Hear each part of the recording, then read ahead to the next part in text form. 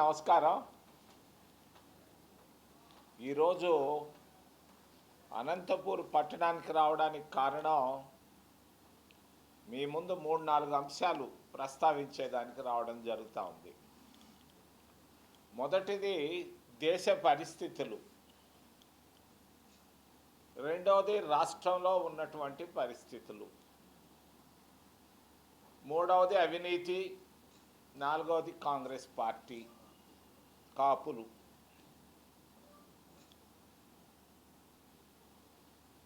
దేశంలో silent revolution నడుస్తూ ఉంది. అదే మొన్న ఢిల్లీలో జరిగినటువంటి పరిణామం.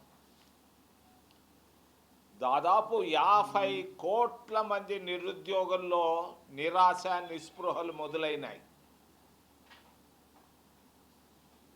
ప్రతి ఒక్కరూ నిరుద్యోగి, ఉద్యోగాలు లేక రాక ఆకలితో అలసిపోయి ఉన్నారు. 50 కోట్ల మంది విద్యార్థులు దేశంలో వాళ్ళ జీవితాలు, వాళ్ళ భవిష్యత్తు అర్థం కాక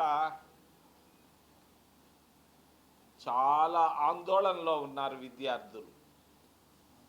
నిరుపేదల పరిస్థితి, మానసిక క్షోభలో ఉన్నారు నిరుపేదలు. ఎందుకు? ఆదాయం లేదు,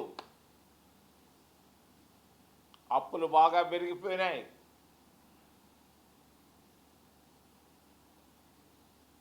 తినేదానికి తిండి లేక, 3 పూటల్లో ఒక్క పూట కూడా భోజనం చేయలేక విపరీతమైన ధరలతో వాళ్ళు ఆందోళనలో ఉన్నారు. రైతుల పరిస్థితి చెప్పాల్సిన అవసరం లేదు. రైతుల పరిస్థితి చాలా దమనీయంగా ఉంది. ఈ పరిస్థితుల్లో దేశ ప్రధానమంత్రి, చాలామందికి దేశ ప్రధానమంత్రిని గురించి తెలియదు. ఆయన ప్రధానమంత్రిగా, ముఖ్యమంత్రిగా తెలిసే కానీ అసలు ఎవరు ఈ ప్రధానమంత్రి మోడీ గారు చాలామందికి తెలియదు. ఆయన ఒక అవిద్యావంతుడు. మళ్ళా నేను నొక్కి చెప్తున్నాను, ఆయన ఒక అవిద్యావంతుడు. ఆయన చదువుకున్నది 4 తరగతులు మాత్రమే, 1, 2, 3, 4. ఆయనకు ఇంగ్లీషు రాదు. ఆయన భారత రాజ్యాంగాన్ని గురించి మాట్లాడుతుంటాడు. ఆయనకి భారత రాజ్యాంగాన్ని చదవడం తెలియదు. అసలు ఆయనకు రాజ్యాంగం అంటే ఏందో కూడా తెలియదు. 4 తరగతులు చదివినటువంటి ప్రధానమంత్రి, గౌరవ ప్రధానమంత్రి గారు ఆయన ఎలక్షన్ అఫిడవిట్లో BA గ్రాడ్యుయేట్ అని చెప్పుకున్నాడు. ప్రధానమంత్రి అబద్ధాలు చెప్పుకుంటూ పోతున్నాడు. అబద్ధాలతో అంత దేశాన్ని నింపుతున్నాడు. ఆయన ఎలక్షన్లకు ముందు చెప్పాడు, ప్రతి సంవత్సరం 2 కోట్ల మందికి ఉద్యోగాలు ఇస్తానని.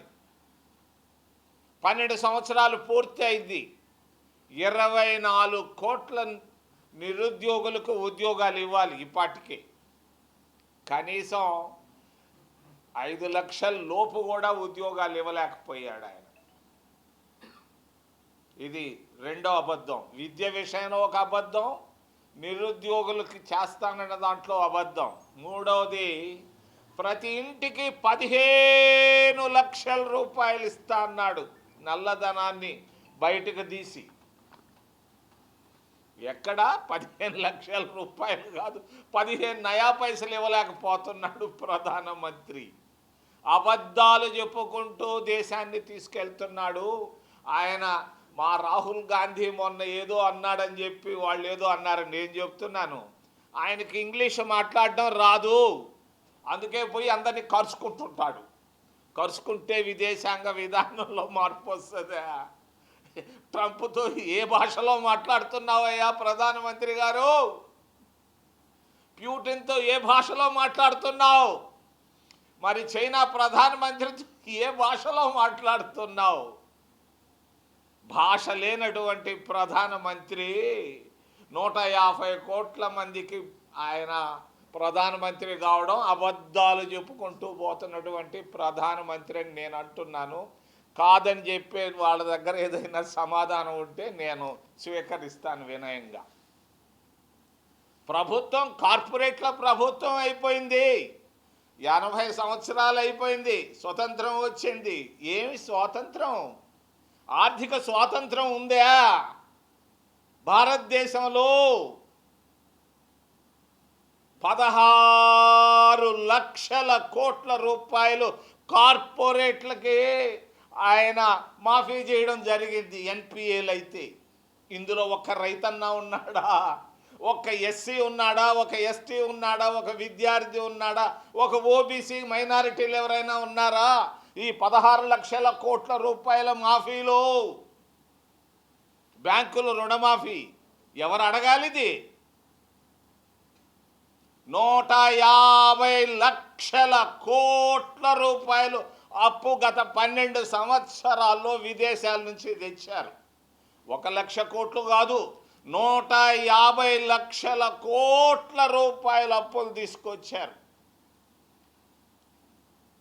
ఎక్కడ పెట్టారు 150 లక్షల కోట్ల రూపాయలు? ఎవరు అడగాలిది? కాదా? తెచ్చారా లేదా? అప్పు ఎక్కడ పెట్టారు? అప్పు ట్యాక్సులు కలెక్ట్ చేస్తున్నారు. ఎక్కడ పెడుతున్నారు ఈ డబ్బు? ఎవరు అడగాలి? అందుకే నిరుద్యోగుల్లో ఖచ్చితంగా కనపడుతుంది నిశ్శబ్ద విప్లవం. నేను భారత ప్రభుత్వాన్ని, భారతీయ జనతా పార్టీని, ఎన్డీఏ ప్రభుత్వాన్ని ఖండిస్తున్నాను. రాజ్యాంగం జోలికి పోతే దేశం 2 ముక్కలు అవుతుంది. రాబోయే 4 సంవత్సరాల్లో ఉత్తర భారతదేశం, దక్షిణ భారతదేశం అవుతుంది. తెలంగాణ, ఆంధ్ర అయినట్టు అయి తీరుతుంది. జాగ్రత్త అని భారతీయ జనతా పార్టీకి నేను వినయంగా తెలియజేస్తూ, మన రాష్ట్ర పరిస్థితులు ఉన్నాయి. 2 కుటుంబాల పరిపాలన సాగుతూ ఉంది ఆంధ్రప్రదేశ్ రాష్ట్రంలో. 2 కుటుంబాలు, 2 కులాలు కాదు ఇక్కడ, 2 కుటుంబాల పరిపాలన సాగుతూ ఉంది. మరి మా గౌరవ మిత్రుడు చంద్రబాబు నాయుడు గారు రేపో మాపో 19 సంవత్సరాలు ముఖ్యమంత్రిగా పూర్తి చేయబోతున్నాడు. మరొక మిత్రుడు వైఎస్ కుటుంబం 11 సంవత్సరాలు పూర్తి చేసింది. ఈ 19 + 11 30 సంవత్సరాలు ఈ 2 కుటుంబాలే పరిపాలన చేస్తున్నాయి. మరి ఈ 2 కుటుంబాల పరిస్థితులు ఏంటి? ఒకప్పుడు చిన్న కుటుంబం, నిరుపేద కుటుంబంలో నుంచి వచ్చింది వైఎస్ కుటుంబం. అనుమానం ఉంటే ఎవరైనా అడగొచ్చు ప్రశ్న. మరి చంద్రబాబు నాయుడు చిన్న కుటుంబంలో నుంచి వచ్చాడు. నాకు తెలుసు ఆయన 50 సంవత్సరాలుగా. ఈరోజు ఈ 2 కుటుంబాలు ముఖ్యమంత్రులుగా రాష్ట్రాన్ని 11 లక్షల కోట్ల రూపాయల అప్పుల్లోకి తీసుకెళ్లారు. ఎవరు తీసుకెళ్లారు? 70 సంవత్సరాలు ఆంధ్రప్రదేశ్లో 30 సంవత్సరాలు ఈ 2 కుటుంబాలే పరిపాలించాయి. నేను ఎన్టీ రామారావు గురించి మాట్లాడుతోంది. మరి 11 లక్షల కోట్ల రూపాయల అప్పుల్లోకి తీసుకెళ్ళి 55,000 కోట్ల రూపాయలు వడ్డీ కట్టుకుంటున్నారు సంవత్సరానికి. ఏమవుతుంది ఆంధ్రప్రదేశ్ రాష్ట్రం? అప్పుల రాష్ట్రంగా తయారు చేసిన ఈ 2 కుటుంబాలు. మరి అంతేకాదు, మరి పరిస్థితులు వీళ్ళు మాత్రం సంపన్నులు అయ్యారు. ఒక ఆయన 100 కోట్ల రూపాయలు సంపాదిస్తే ఇంకొక ఆయన 1000 కోట్ల రూపాయలు సంపాదించారు. ఎక్కడిది ఇది? ప్రజల సొత్తు కాదా? ఏంది వ్యాపారాలు? ఎక్కడున్నాయి మీ వ్యాపారాలు? ఇన్ని 1000 కోట్ల రూపాయలు వచ్చేదానికి. ప్రక్కనే ఉన్నటువంటి విజయభాస్కర్ రెడ్డి ముఖ్యమంత్రిగా మరి కనీసం అపోలో ఆసుపత్రికి 5 లక్షల రూపాయలు కట్టుకోలేకపోయినాడు. వాస్తవం ఇది. అడగండి పోయి అపోలో ప్రతాప్ రెడ్డిని. ఆయన 5 లక్షలు కూడా ఆరోగ్యానికి ఆయన చివరి రోజుల్లో కట్టుకోలేకపోతే అపోలో ప్రతాప్ రెడ్డి మాఫీ చేశాడు. ఆయన చనిపోయిన తర్వాత విజయభాస్కర్ రెడ్డి గారు కనీసం ఇంటికి కరెంటుకు కూడా డబ్బులు కట్టుకోలేనటువంటి పరిస్థితుల్లో విజయభాస్కర్ రెడ్డి ముఖ్యమంత్రిగా ఉంటే ఈ రెండు కుటుంబాల పరిస్థితి, రెండు కులాలు కాదు ఇక్కడ, రెండు కుటుంబాలు. ఏంటిది?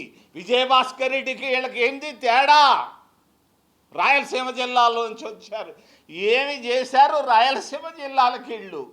నేను నిన్న మదనపల్లిలో 12 గంటలకు మొదలుపెట్టి ఇక్కడికి వస్తే మరి అనంతపురం జిల్లాలో ఏమీ కనపడలేదే, రాళ్ళు తప్పించి కనీసం ఒక్క చెట్టు లేదు, ఈ పక్క కానీ ఆ పక్క కానీ. ఇదే మీరు సాధించింది? రాయలసీమ నుంచి వచ్చి రెండు కుటుంబాలు చేశారయ్యా రాయలసీమ జిల్లాలకే. మీరేం సంపన్నులయ్యారు. అందరి పరిస్థితి అదుగు, అలా ఉంది పరిస్థితి. చివరిలో కాపులు అవినీతి, పక్కనే విజయ్ వచ్చాడు, 100 సంవత్సరాలు 100 రోజులు పూర్తి చేశాడు. ఈరోజు అవినీతి పూర్తిగా లేదు అక్కడ. ఒక సినిమా యాక్టరు అధికారంలోకి వచ్చి 100 రోజులు పూర్తి చేసి 0 అవినీతి. ఎవరో ఒక ఆర్టీఓ 500 అడిగాడంటే ఒక లారీ దగ్గర, వాడిని సస్పెండ్ చేసి పారేశాడు. ఎవరో పోలీస్ స్టేషన్ మామూళ్ళు అడిగారంట తమిళనాడులో, స్టేషన్ మామూళ్ళు కూడా జరగటం లేదు. కానిస్టేబుల్ కూడా 100 రూపాయలు కూడా తీసుకోలేనటువంటి పరిస్థితుల్లోకి తీసుకొచ్చాడు ఆయన. ఎవరో రియల్ ఎస్టేట్ వాళ్ళు చదరపు అడుక్కి 40 రూపాయలు తీసుకునే వాళ్ళంట క్రితంలో. ఈరోజు అంతా 0. ఎక్కడ అవినీతి 100కి 100 పాళ్ళు ఆపేసినటువంటి ఘనత విజయ్కి దొరికింది. ఆంధ్రప్రదేశ్ రాష్ట్రంలో ఎక్కడ పట్టినా అవినీతి. పోలీస్ స్టేషన్లో అవినీతి, ఆర్టీఓ ఆఫీసులో అవినీతి, తహసీల్దార్ ఆఫీసులో అవినీతి. ప్రతి ఎమ్మెల్యే దోచుకుంటున్నాడు దేశాన్ని, రాష్ట్రాన్ని. ఇసుక దోచుకుంటున్నాడు, మైన్స్ దోచుకుంటున్నారు. ఆంధ్రప్రదేశ్ రాష్ట్రం అంతా అవినీతిమయంగా తయారైంది, చెప్పుకోక తప్పదు. చివరిలో కాపులు. ముద్రగడ పద్మనాభం ఇంటికి వెళ్ళాను. చనిపోయిన తర్వాత భార్య నన్ను చూసి ఏడ్చేసింది, నాకు ఏడుపు వచ్చింది. ఆయన మంత్రిగా ఎంతో కాలం రాజకీయాల్లో ఉంటే 2 కొడుకులు ఇప్పటిదాకా సెటిల్ కాల, వాళ్ళు అప్పుల్లో ఉన్నారు. నేను అక్కడ పోయి అడిగితే అందరు అంటున్నారు, ఏమయ్యా 70 సంవత్సరాల్లో కనీసం మేము ఒక్క రోజన్నా కాపు బలిజలు ముఖ్యమంత్రి కాకూడదా అని అడిగితే నేను చెప్పాను, మీరు రండి కాంగ్రెస్ పార్టీలోకి రండి, తెలుగుదేశాన్ని వదిలేయండి, తెలుగుదేశంలో ముఖ్యమంత్రిగా చంద్రబాబు కొడుకుని చేసుకుంటాడే కానీ మిమ్మల్ని చేయడయా, నాకు తెలుసాయా అని చెప్పాను. జగన్ కూడా ముఖ్యమంత్రి పదవి వదలడయా, కాపులు బలిజలకు ఇవ్వడయా, రండి కాంగ్రెస్లోకి రండి అని నేను ఆహ్వానించాను. నేను హృదయపూర్వకంగా అనంతపూర్ టౌన్ నుంచి, పట్టణం నుంచి వినయంగా ప్రార్థిస్తున్నాను, కాపులందరూ కాంగ్రెస్లోకి రండి, మిమ్మల్ని ముఖ్యమంత్రిగా ఆంధ్రప్రదేశ్ రాష్ట్రానికి చేసే బాధ్యత నేను తీసుకుంటాను చింతామోహన్ గారిని తెలియజేస్తూ, కాంగ్రెస్ పార్టీ ఖచ్చితంగా 29లో కేంద్రంలోనూ రాష్ట్రంలో ఆంధ్రప్రదేశ్ రాష్ట్రంలో తప్పనిసరిగా ప్రభుత్వాన్ని ఏర్పాటు చేయబోతుంది. కార్పొరేట్లు కాదు కదా, సోషలిస్టు విధానాలతో అటు కేంద్రంలోనూ రాష్ట్రంలోనూ అందరి సమస్యలు తీరుస్తుందని తెలియజేస్తూ, ఏదైనా ప్రశ్నలు ఉంటే అడగమని మిమ్మల్ని చేతులెత్తి ప్రార్థిస్తాను.